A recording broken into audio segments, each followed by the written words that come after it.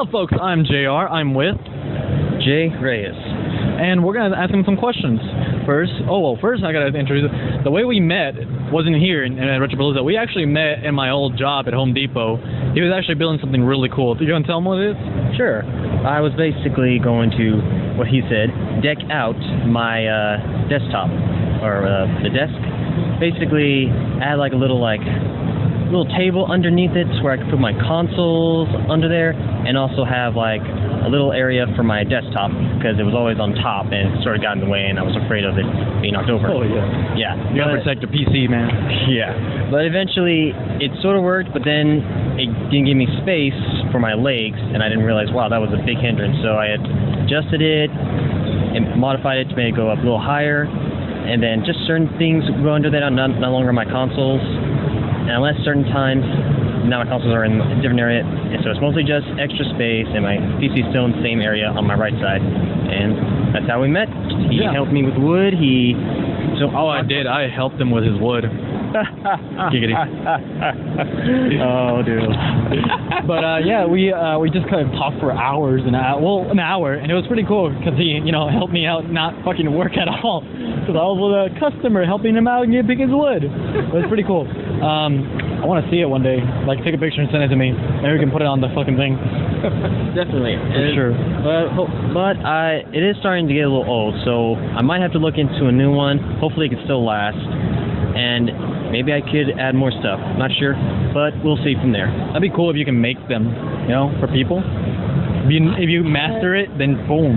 Well, it was just an amateur work deal, like just something like, because I didn't know about the extra stuff like painting-wise, like you had to do a certain little color before you do the actual painting. Yeah. But it was an amateur okay job. It's not my greatest work, but it's okay. It starts with something, Well, anyway, now for the actual questions. What brought you to Retroplaooza? So we just heard we heard some sad news, but it was actually cool news. Yes, indeed. The guy who always interrupts the interviews, but he's doing his job, said that we're going to expand to Houston, but we misconstrued it by thinking that they're going to move to Houston. But thankfully, fellow Congor says no, they're expanding over there. They're still going to do it here. Thank goodness. So if you still want to go to Retroplaooza 4, come over here. You might meet me. You might meet Jay. You might meet everybody that I've interviewed. Come here. Great deals on some stuff. Oh, yeah. Free arcade and, lots of old games like Super Smash Brothers, the new ones, some old ones, Melee, Halo, Guitar Hero. And hey, how about trying the worst games ever like E.T. that caused the video game crash in 1983? Yep. Or the Virtual Boy, Nintendo's biggest crash. But they still kick it. They're all here, and you can talk shit about them with friends and people you meet too. It's pretty fucking cool. Man, this sounds like we're fucking doing an outro now. Back to the fucking questions. We'll do that later. Is this your first con? No. How I got into Retroplaooza was a friend of mine who heard about it. He told me about it, and then we came here last year. He wasn't able to come this year, but hopefully next year. Oh. And before, it was basically talking about how there's going to be retro games, and he wanted to meet a fellow YouTuber or see his panel called Pro Jarrett. And thanks to Pro Jarrett, I'm here. Because if it wasn't for him and his video, I would not be here. Yeah, and that was actually, I heard a little bit about Pro Jarrett, but it was after his panel that I actually started watching all of his videos, and I enjoy him very much, and he is very hilarious and very entertaining, and also very, what's the word, very professional. Professional? Professional. And, is there a specific word you're looking for? Something along the lines of being real. Being able to say the pros and cons of the game and not just... There he is! Hey, Pro Jarrett! We're just talking about you. But yeah, I actually had an interview with him too. Oh, nice. Yeah, I was nervous as fuck like you. Literally, I was like shaking. I even told him, I don't know why I'm shaking, but I gotta get out of here.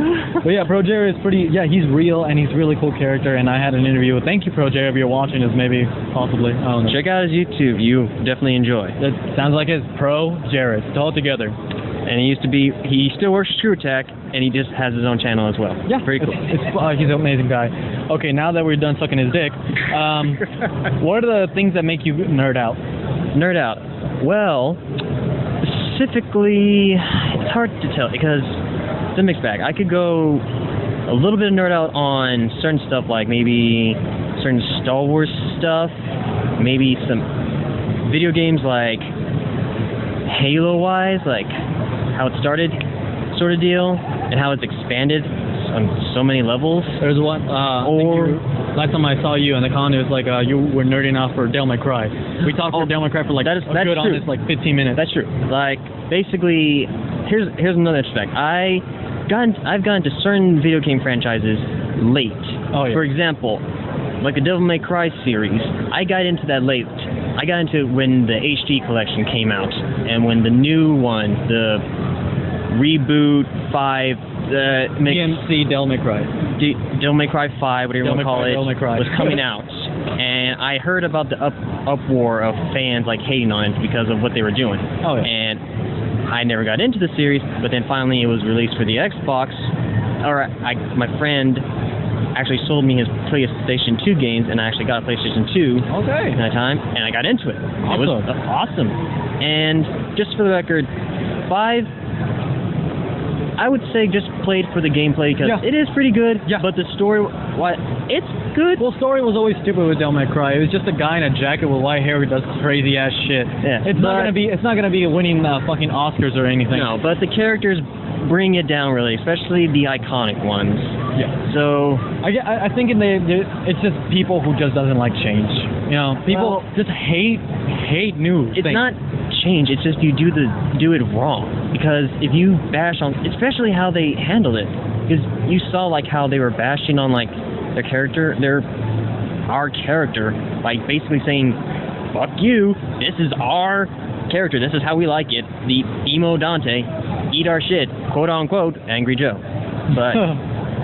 But if you do it that way and be pretentious and uptight about that shit, then that's a wrong way to do it. Developers like, this is how we see it. I mean, sorry if you don't like it. Then that's one thing. But it's like, this is how we see it. Go fuck yourself. Yeah, that's a different thing.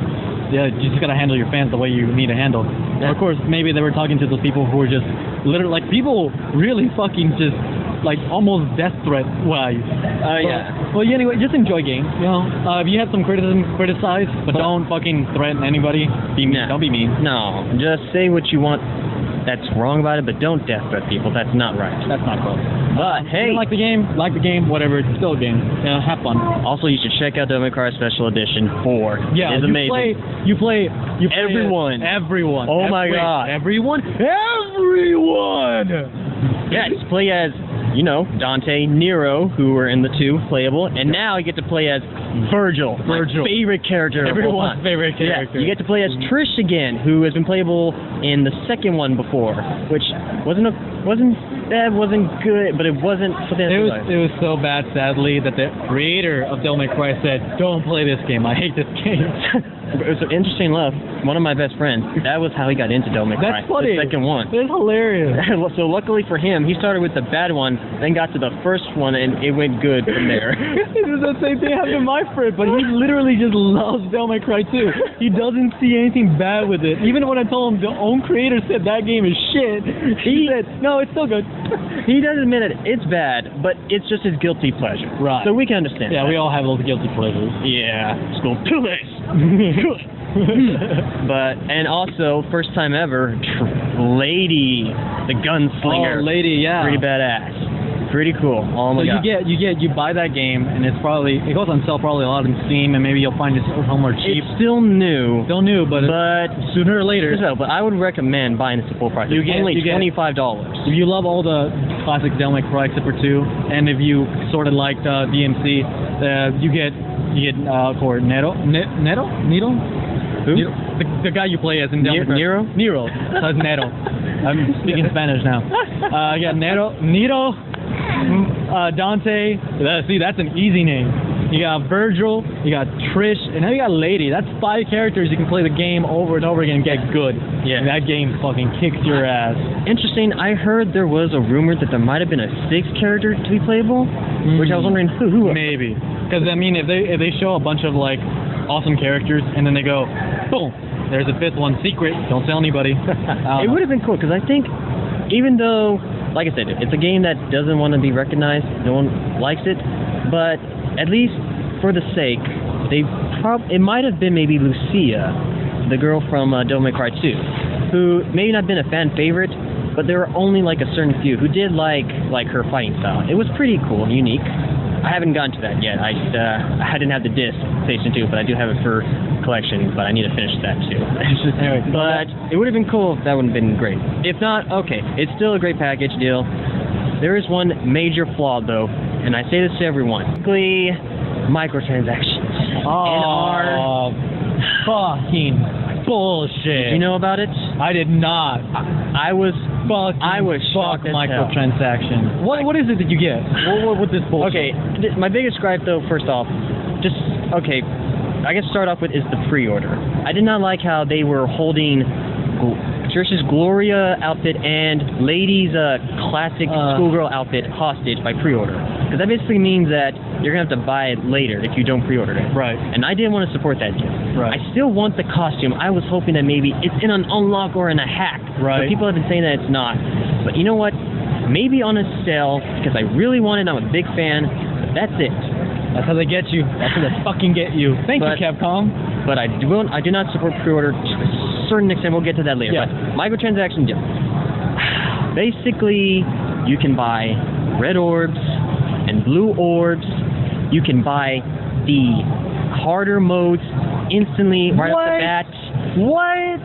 And you can even buy your health upgrades right off the bat. Then why even play the game? I know. Like, why even play the game if you're going to use microtransactions to unlock the whole goddamn shit?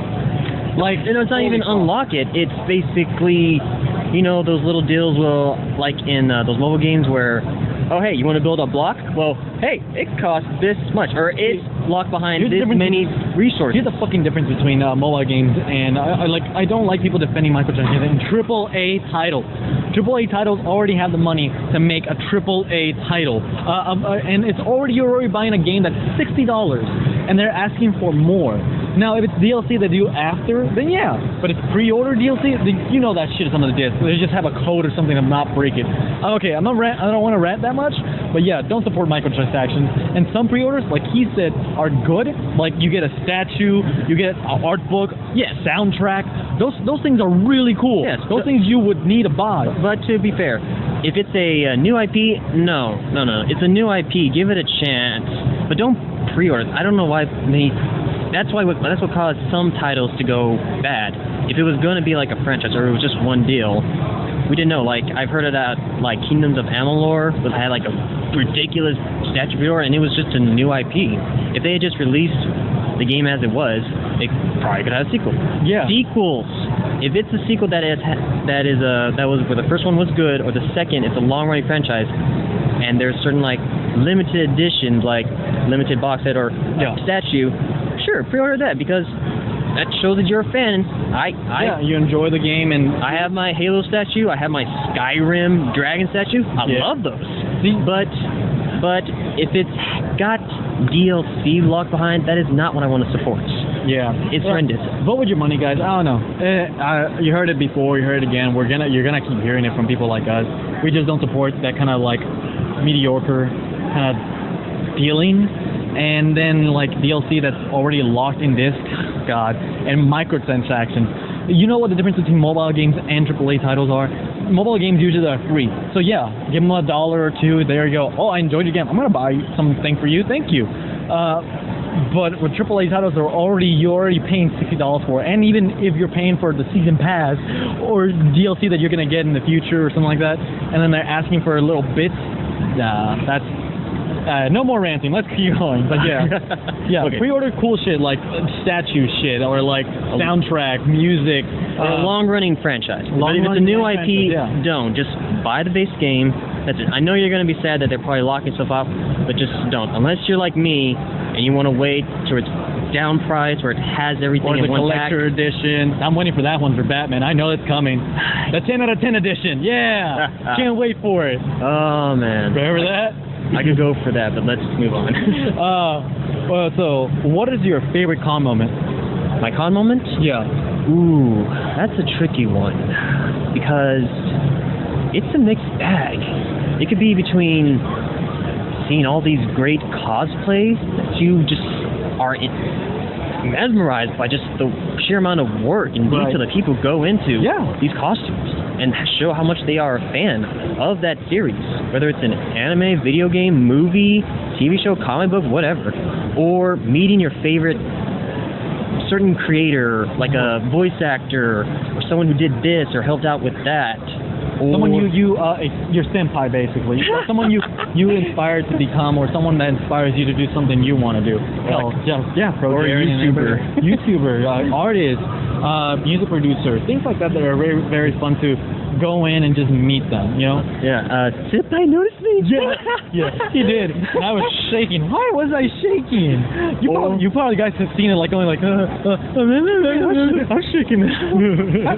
But my favorite con moment, here specifically, or just anywhere? Anywhere that just pops in your mind like, oh yeah, that was good. I think maybe it would be so far, like, I think the biggest highlight so far is meeting Ruben Langdon, the voice of Dante, for Devil May Cry 3 and 4. Oh yeah, you were talking about that last time. Yes. Go ahead. Yes, he was here, no, not here, but at A-Fest, an anime convention that is now at the Sheraton for now, and came, had a panel, and then had an autograph signing, and he got to sign my Devil May Cry HD collection for 360. Nice. That was like one of those big highlights.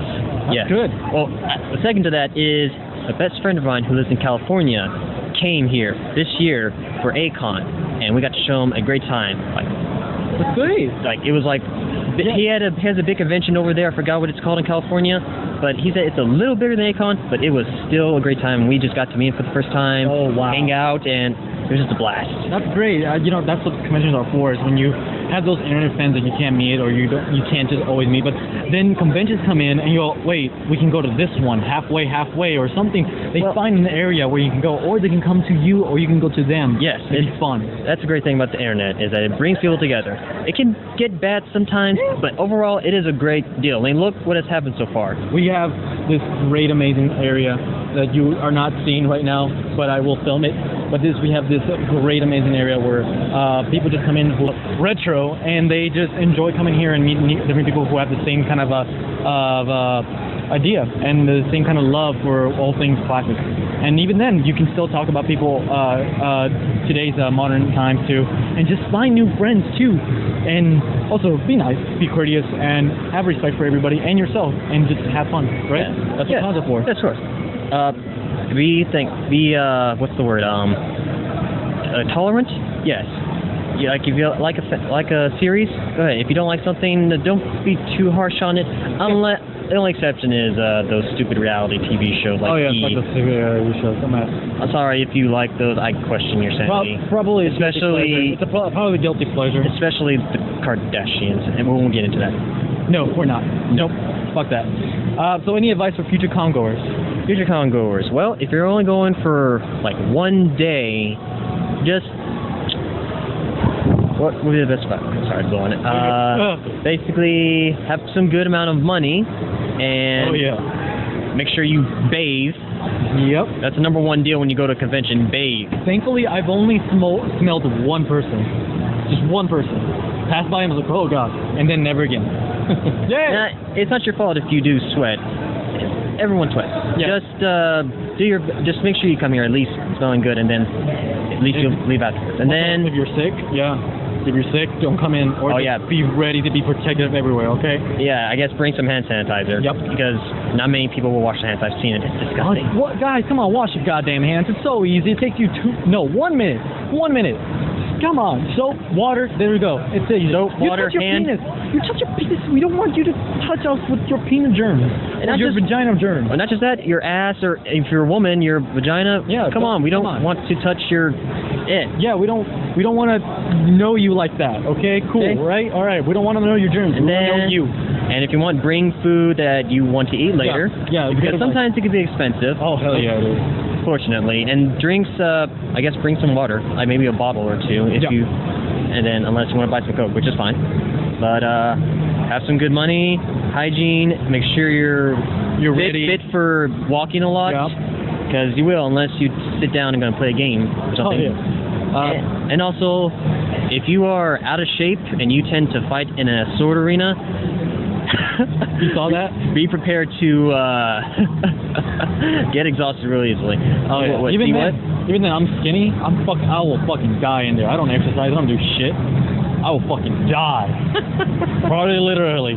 Like, if you're a good endurance, like you can walk for a good while. That's great.